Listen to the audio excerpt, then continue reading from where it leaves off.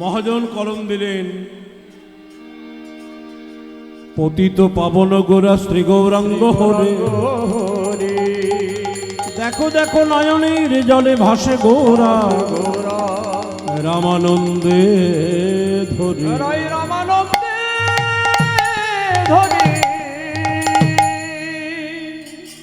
গৌর হরি নয়নের জলে ভাসছে কোথায়? গম্ভীরার মধ্যে মহাপ্রভু রামানন্দের কণ্ঠ জড়িয়ে ধরে কাঁদছেন। এখন গৌর হরি কেন কাঁদছেন মা? এটা হচ্ছে মহাপ্রভুর সর্বশেষ লীলা, গম্ভীরা লীলা, যেটাকে অনেক সময় অন্তলীলাও বলা হয় বা শেষ লীলা বলা হয়। ওই গম্ভীরা নীলাচলে পর্বতের গুহার ভিতরে মহাপ্রভু রামানন্দের কণ্ঠ জড়িয়ে ধরে কাঁদছেন। আপনারা বলবেন, গৌর তোমার জন্য তো জগৎ কাঁদি, আজ তুমি কেন কাঁদো? এই প্রশ্নের উত্তর পেতে হলে মা, গৌর হরি যার গলা জড়িয়ে কাঁদছে তার পরিচয়টা আগে আমাদেরকে জানতে হবে। রায় রামানন্দটা কে জানেন? ওরে রামানন্দে ধরে কহে তুমি তো বিশাখা,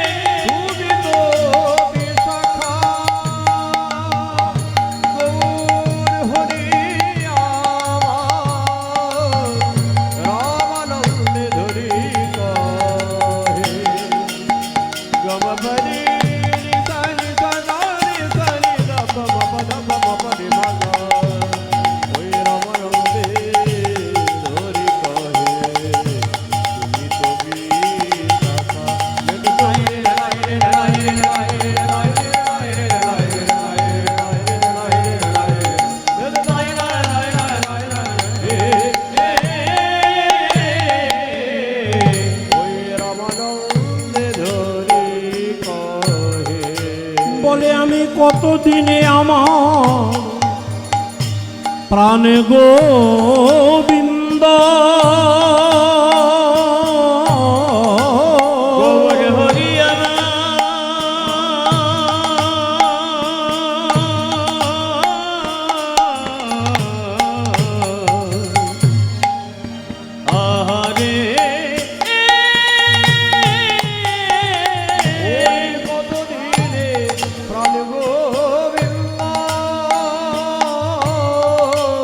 আমি কতদিনে প্রাণ গোবিন্দ বল পাবো আমি দেখা। আজকে মহাপ্রভু রায় রামানন্দকে রামানন্দ নয়, কি বলে ডাকলো জানেন না? বলে শোনো শোনো বিশাখা, শোনো শোনো বিশাখা, আমি কখন কৃষ্ণ পাবো দেখা, শোনো শোনো বিশাখা, আমি কখন কৃষ্ণ পাবো দেখা, শোনো শোনো বিশাখা, এই যে প্রাণ আমার যাই না রাখা, পুরুধ্বনি নিতাই গৌর হরি।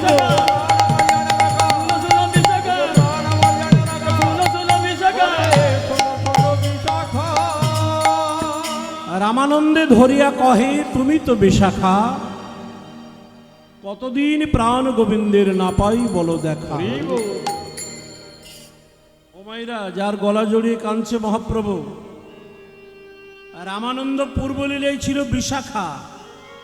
তার রামানন্দ যদি বিশাখা হয়, এখানে গৌর কিন্তু গৌর নয়, তিনি রাধারানী হয়ে গেছে। আচ্ছা, গৌর তো পুরুষ মূর্তি, তিনি রাধারানী হলেন কেন? বলছে গৌর কে জানো? বৃন্দাবনের কৃষ্ণ রাধারানীকে সঙ্গে করে দুই দেহ এক দেহে শচীনন্দন গৌর হরিরূপে অবতীর্ণ হয়েছে। তাই তো কবি বলে, এসেছে ব্রজের বাঁকা সেই কালো সখা, দেখবি আমাদের সোনার নদিয়া। ব্রজের বাঁকা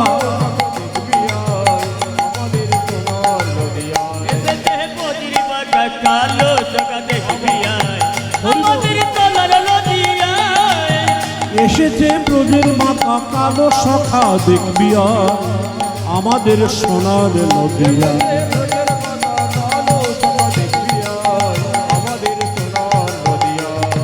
রং ফিরেছে ঢং ফিরেছে, কালো বরণ চেনা দান।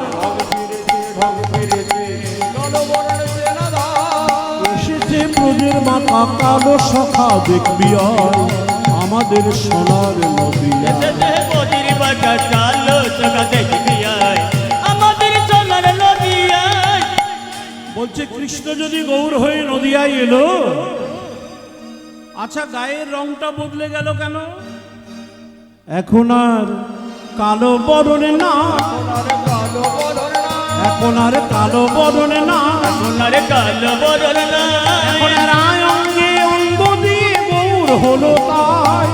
রায় অঙ্গে অঙ্গ দিয়ে গৌর হলো তাই। এখন রায় অঙ্গে অঙ্গ দিয়ে গৌর হলো তাই। রং ফিরেছে ঢং ফিরেছে, কালো বরণ চেনা দায় আমাদের সোনার নদিয়া। উলুধ্বনি ভাইরা, উলুধ্বনি হরি বল। আমাদের সোনার নদিয়া। আমাদের সোনার নদিয়া। এসেছে ব্রজের বাঁকা কালো সখা দেখবি আমাদের সোনার নদিয়া। পরে আর মোহনে বাঁশি নাই, আরে মোহন বাসি না, বাঁশিটা গেল কোথায়? ভগবানের শ্রীকৃষ্ণের হাতে তো বাঁশি আছে, গৌরের হাতে তো বাঁশি নেই। বলছে বাঁশি নেই বটে, একটা যন্ত্র আছে শ্রীখোল। দেখুন মা, কীর্তন হবে, হারমোনিয়াম ছাড়া হবে, বেহালা ছাড়া হবে, অর্গান ছাড়া হবে, কিন্তু শ্রীখোল ছাড়া কীর্তন হবে না। তাহলে খোলটা হচ্ছে ভগবান শ্রীকৃষ্ণের বাঁশির খোল। পরে আর মোহনে বাঁশি না, মোহন বাসি না, পরে আর মোহনে বাঁশি না। মোহন বাসি নাই, খোল করো তার সঙ্গে লই ধুলোয় গড়ি যায়। খোল করো তার সঙ্গে লই ধুলোয় গড়ি যায়। ছিল বাঁকা হলো সোজা, বাঁকা হলো সোজা, ছিল বাঁকা হলো সোজা, কালো বরণ চেনা দায় আমাদের সোনার নদিয়া। এসেছে ব্রজের বাঁকা কালো সখা দেখবি আমাদের সোনার নদিয়া। এসেছে ব্রজের বাঁকা কালো সখা, দেখবি আমাদের সোনার নদিয়া।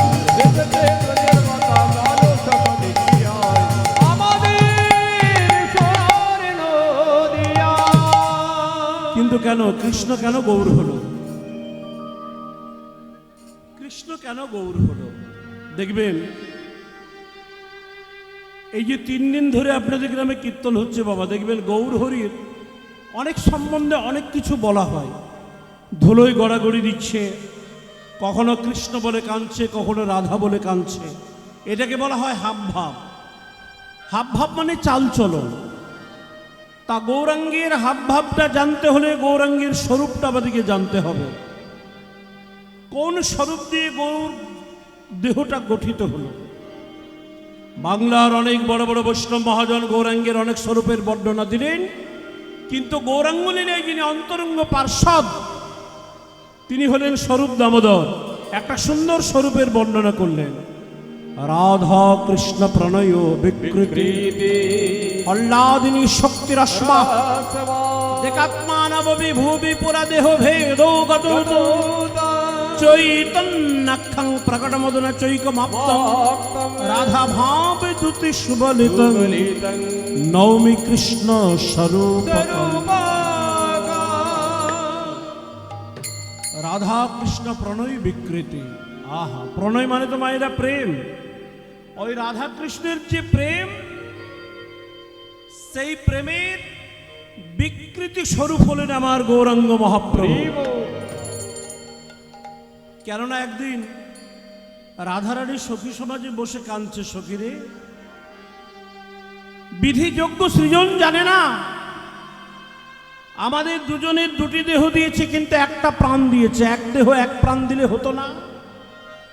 মহাজন বললেন, রাধারানী তোমরা এক দেহ এক প্রাণ চাইছো, এই অভিলাষটা পূর্ণ হবে আগত কলিযুগে সুধাম নবদ্বীপে, যেদিন রাধা আর কৃষ্ণ মিলে যাবে, এক অঙ্গ পাবে গৌরাঙ্গ, সেই দিন তোমাদের মনের বাসনা পূর্ণ হয়ে যাবে। তাই কলিযুগে মায়েরা রাধা কৃষ্ণ মিলে গেল, মিলে গৌর হয়ে সচী মায়ের অঙ্গনে সচী মায়ের গর্ভে অবতীর্ণ হলেন। এইবার মহাপ্রভু তো এসে গেল। কোন সময় এলো? এই কয়েকদিন আগে ফাল্গুন পূর্ণিমা গেল। গঙ্গার ঘাটে হাজার হাজার মানুষের ভিড় স্নান করছে। মহাপ্রভু পূর্ণ চন্দ্রগ্রহণে অবতীর্ণ হলেন। গৌর এলো, সবাই একটু গৌরকে বরণ করবেন না? গৌর এলো রে সোনার নদিয়া, উলুধ্বনি হরিধ্বনি শব্দ শোনা যায় আমার গৌর এলো রে। সবাই দুহাত বলে সোনার নদিয়া,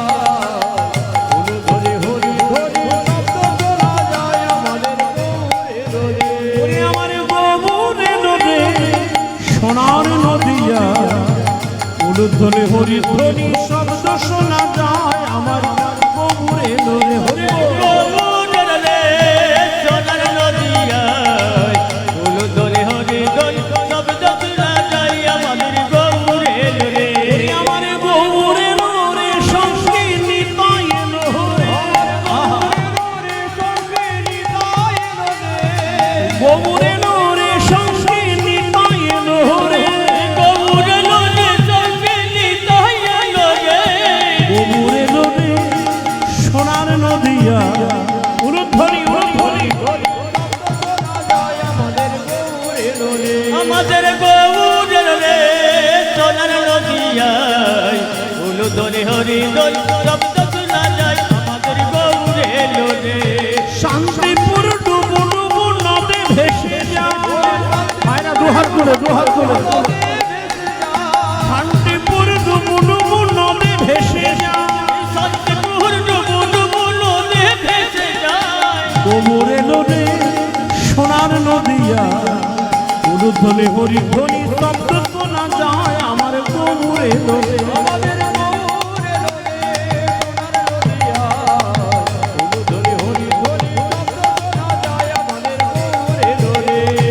হরি নামে কৃষ্ণ নামে জগৎ মাতা, হরি নামে কৃষ্ণ নামে জগৎ মাতা। হরি নামে কৃষ্ণ নামে জগৎ মাতা।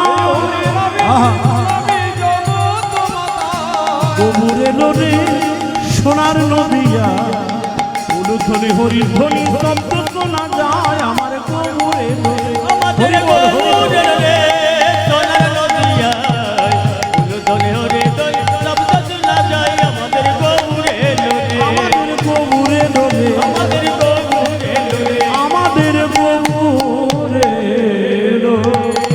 বলুন গৌরাঙ্গ মহাপ্রভু কি, জয় প্রেমদাতা নিতাই চাঁদ কি। জয়। তাহলে আজকে সেই গৌরাঙ্গ রামানন্দের কণ্ঠ জড়িয়ে ধরে কাঁদছে মায়েরা।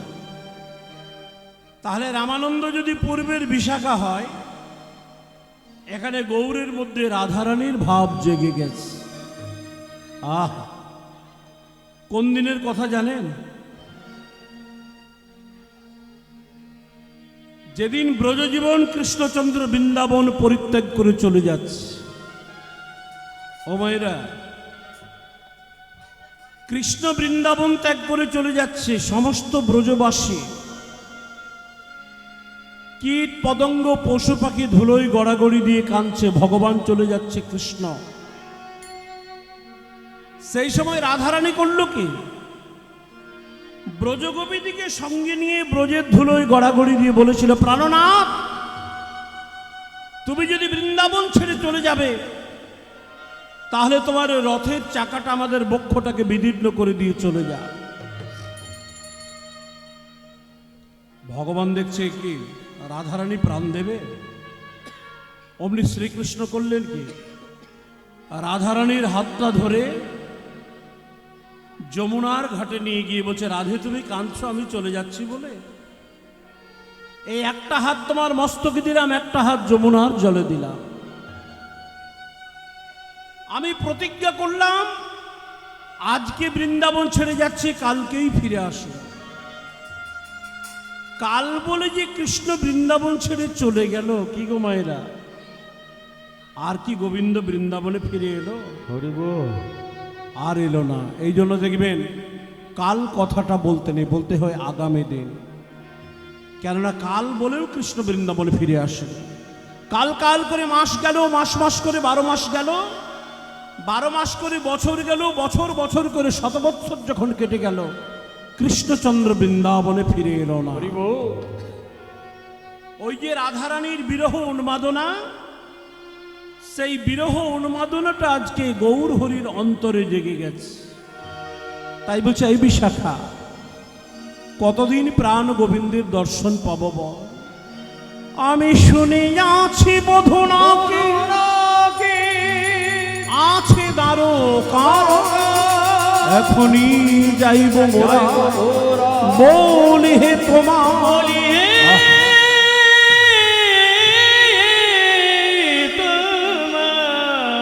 শুনেছি প্রাণ গোবিন্দ দ্বারকায় এসেছে, চল না দ্বারকায় গিয়ে কৃষ্ণ দর্শন করে আসি। শোনো রামানন্দ রায়, শোনো রামানন্দ রায়, আমি এখন যাব দ্বারকায়, শোনো রামানন্দ রায়। এখন যাব দ্বারকায়, শোনো রামানন্দ রায়, শোনো রামানন্দ রায়। আমি এখন যাব দ্বারকায়, মনের কথা তোমায় জানাই, তাই গৌর হরি বল।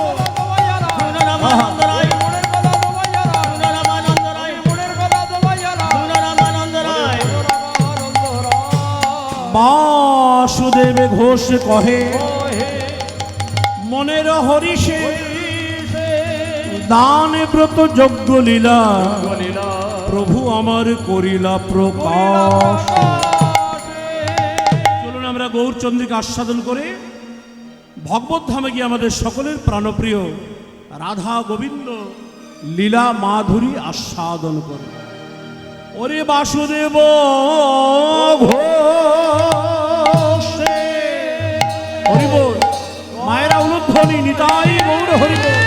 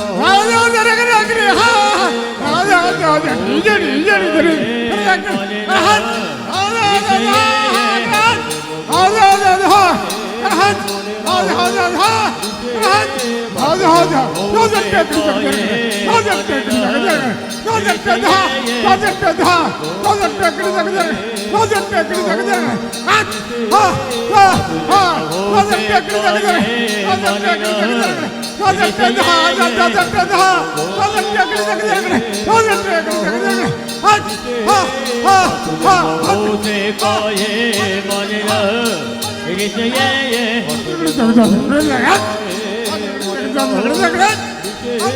বাসুদেব ওতে কয়ে মনে রিসে ওতে কয়ে মনে রিসে বাসুদেব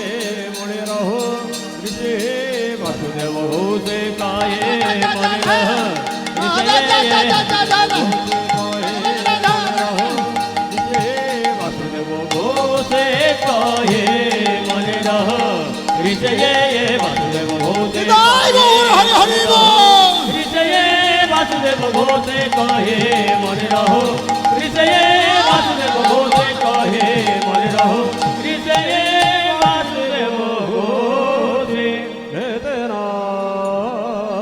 তানা